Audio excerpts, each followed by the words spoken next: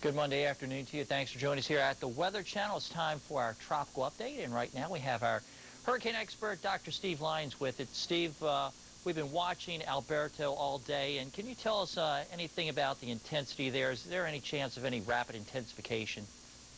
Well, the good news is we don't think there is any chance for rapid intensification. It's still possible they could make it a hurricane at 5 or 11 tonight.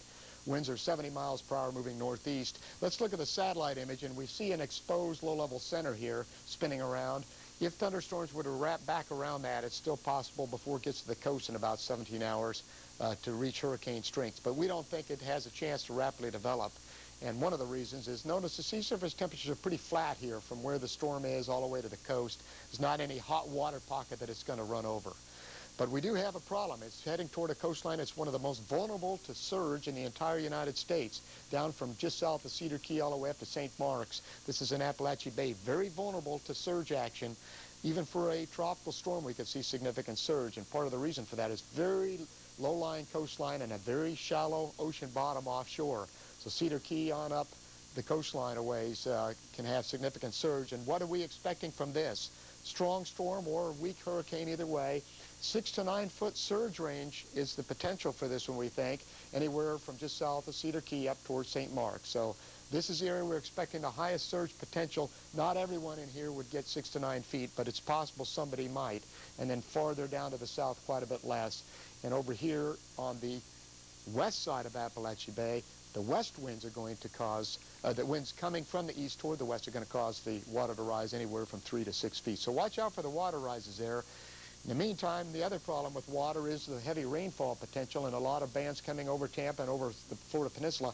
But watch out for this heavy band of rain here coming up toward the north, toward Apalachicola and into the Florida panhandle there over the next 12 hours. The greatest threat for flooding we can see is in these green areas. Up toward Tallahassee as well, you could see some very heavy rain overnight. And then that rain will be spreading off to the east-northeast as the circulation moves across the Florida Peninsula. The good news is the remainder of the Atlantic and the East Pack is quiet. So here's Rich. All right, coming up next. So conditions really rapidly deteriorating here in Cedar Key. We're just on the southern edge of the Big Bend area here of Florida. And even if you see behind me here, the chop is quite active here on the Gulf of Mexico. And those winds have been really fierce here in the past hour to 2 hours. So conditions here, certainly as we anticipate the approach of Alberto, are going downhill and going downhill rapidly. We do anticipate this to be a very heavy rain event for the state of Florida. And certainly we're going to anticipate inches and inches of rain. Now, if we get too much rain at one time, flooding is going to be a major concern for us. The soil in Florida is very sandy. It allows for a lot of runoff of water, and so the state can handle a lot of water. 3 to 4 inches in a thunderstorm is no big deal to the Sunshine State, but if we get any more than that, we're likely to see some flooding on the travels into Cedar Key. If you come in on 24, there's a lot of water on the roadways already, and hydroplaning a big concern for us right now. I was hydroplaning as I came here out toward the Gulf.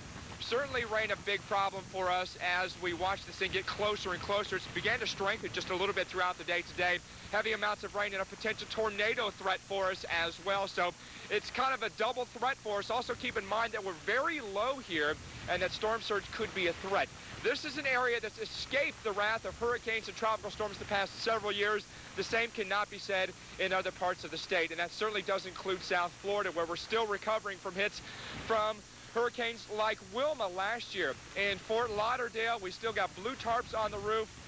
We're still hoping that we can escape South Florida from any significant tropical weather this year because we just can't take any more. So many thousands of homes are still in vital need of repair. Speaking here about the west coast of Florida, certainly where we are is very surge susceptible. This is an area that has the highest storm surge of any area in the Gulf of Mexico. Our elevation here, and as you can see, we're standing right on the water, is basically zero. Some of the highest points here around Cedar Key, maybe 5 to 7 feet. And as you go a little bit farther inland, you end up getting a little bit higher elevation, but at some points it's only maybe 15 feet above sea level. So what that means is heavy amounts of rain and flooding, some storm surge. We could potentially see 6 to 9 feet of storm surge here. That will be putting where we are completely underwater. That certainly is not a good thing. For that reason, all areas areas west of Highway 19 under mandatory evacuations right now. That includes Levy County, where we are, and 3 shelters have been established. And those will open as of 6 p.m. this evening. Those will be Bronson Elementary, Williston Elementary, as well as Chiefland Elementary. So if you need a place to go, those are your locations to go. Cheryl, I got to admit, a little bit surprising to see our conditions this poor at this time of the afternoon. Likely, as we go through the overnight and through the day tomorrow, conditions getting even worse than they are right now, and especially inland flooding, something we're very worried about here in the Big Bend area. Back to you. Well, Mike, it appears as if the winds have been picking up a little bit, too. Do you have any indication as to how strong the wind gusts are where you are right now?